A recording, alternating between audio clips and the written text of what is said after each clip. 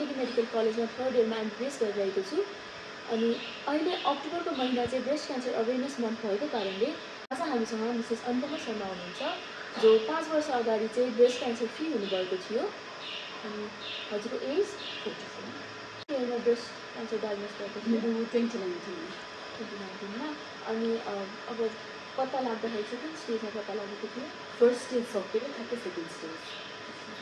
अनि अब हजुरको चाहिँ घरमा हुँदाखेरि नै पत्ता लागेको हो कि डक्टरका गएर कोही चेकअप गर्दाखेरि पत्ता लाग्यो? घरमै हुँदाखेरि मैले नुहाउँदाखेरि मैले ठ्याक्कै हाम्रो फिल गरेँ साह्रो लम्प, अनि फेरि तल राख्दाखेरि नहुने, यस्तो यस्तो गर्दाखेरि मात्रै हुनु भागेर अनि के हो भनेर डक्टरमा गएको।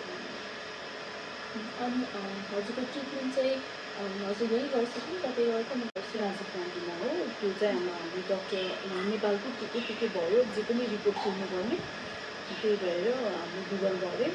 त्यसमा चाहिँ अब डक्टर राजीव कुमार र गरिमा डागा चाहिँ टप डक्टर्समा देखा भएर अनि राजीव गान्धीमा जानुपर्छ।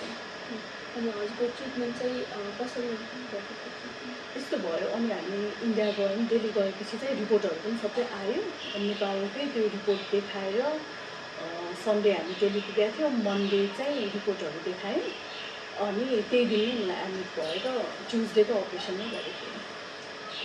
अनि अरू ट्रिटमेन्ट केमा यस्तो भयो, अपरेसन गऱ्यो, अपरेसन गरेको 21 दिनपछि किमो स्टार्ट गऱ्यो, 8 साइकल किमो थियो। अनि त्यसपछि चाहिँ रेडिएसन, त्यसको 21 दिनपछि रेडिएसन 20वटा रेडिएसन गरेर अनि लास्टमा चाहिँ ओभरिज निकालेर अनि आएको। अनि हजुरको लास्ट ट्रिटमेन्ट चाहिँ कहिले? लास्ट ट्रिटमेन्ट जुलाईमा आएको भनेपछि जुनमा त्यो ओभरिज निकाल्यो। अनि हजुर फलोअपमा गइसक्नु?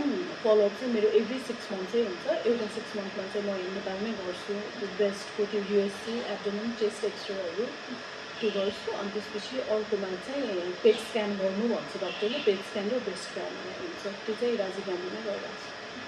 अनि ट्रिटमेन्ट गर्दाखेरि चाहिँ केही कम्प्लिकेसन्सहरू आएको थियो कि त्यस्तो चाहिँ के पनि भएन मलाई।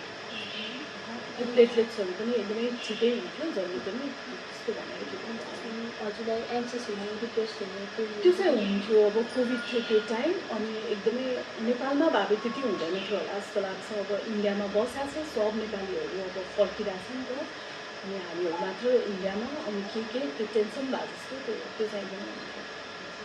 अनि हजुरलाई चाहिँ अब फेरि रिअकर हुन्छ कि भन्ने डर लाग्छ कि लाग्छ?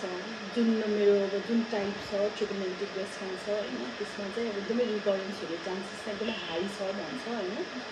अब त्यही भएर म फलोअपको बेलामा रिपोर्ट नआउँदैछन् चाहिँ डर लाग्छ।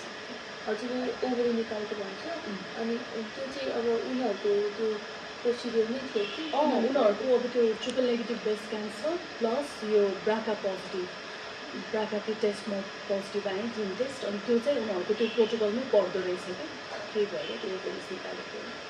अनि हजुरलाई चाहिँ फ्यामिली सपोर्ट कस्तो थियो? एकदमै पाएँ मैले एउटा फ्यामिली सपोर्ट होइन। अब 2टा छोरीहरूलाई छाडेर जानुपर्ने छ घरमा, सासू ससुराले उनीहरूको हेर्दैछु, सबै ढुक्क भयो। अनि श्रीमान र म कोभिड भएको भएर अरूहरूकै आउनु पाइछौँ, हामी 2जना बसेर ट्रिटमेन्ट पुरा 7 महिना बसेर हामीले पाइसकेको थियौँ। अनि हजुरको पत्ता लाग्दाखेरि चाहिँ कस्तो रियाक्सन गर्छ? टेन्सन भयो होइन। अब किनभनेदेखि म त्यस्तो फ्यामिली हिस्ट्री त्यस्तैबाट आएको हो, मेरो मामलाई पनि थियो, अनि त्यसपछि सानो मामाहरू त्यो सबै देखिरहेको, अलिकति डर लाग्यो जस्तो टेन्सन भयो। अनि छोरीहरू 2टा सम्झ्यो, अनि झन् गाह्रो जस्तो त भएको थियो। अनि हजुर अहिले चाहिँ ठिक छ? अहिले चाहिँ ठिक छ, अहिले त्यस्तो केही फिल हुँदैन? अनि त्यसपछि हजुरले चाहिँ कुनै सपोर्ट ग्रुपहरूबाट केही सपोर्ट पाइसकेको थियो कि काउन्सिलिङहरू? त्यस्तो चाहिँ भएन हाम्रो। अब त्यो कोभिड टाइम भएर पनि त्यस्तो भयो कि होइन, अब यताउता कतै जान पनि नमिल्ने, त्यही भएर त्यो सपोर्ट ग्रुप काउन्सिलिङ चाहिँ भएन।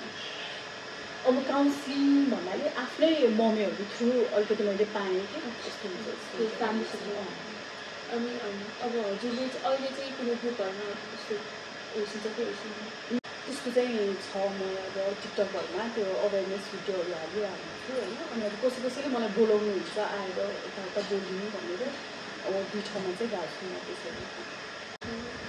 हजुरले रेगुलर सेल्फ एक्जामिनेसन गर्छ कि गर्छन् लाग्छ गर्दै हाल्छु। अनि त्यसपछि नयाँ डायग्नोज भएको पेसेन्टहरूलाई चाहिँ हजुर के भन्न चाहनुहुन्छ? अब ब्रेस्ट क्यान्सरमा चाहिँ क्यान्सर भन्ने बित्तिकै नआत्तिनु भन्नु पनि म सक्दिनँ। अब आत्तिन्छ, रुन मन लाग्छ होला, रुनु, टेन्सन अलिअलि हुन्छ। सुरुमा जे गर्नु मन छ गर्ने, त्यसपछि चाहिँ अलिकति आफूले आफूलाई स्ट्रङ बनाएर अनि त्यही हिसाबले ट्रिटमेन्टतिर लाग्ने। सधैँ मलाई क्यान्सर भयो भनेर चाहिँ नबस्दा हुन्छ होइन, नबस्ने नै त्यसरी अलिकति स्ट्रङ भएर आफूले नै जित्ने कि। हजुरको टाइम र अनुभव गरिदिनु भएको थियो, थ्याङ्क यू।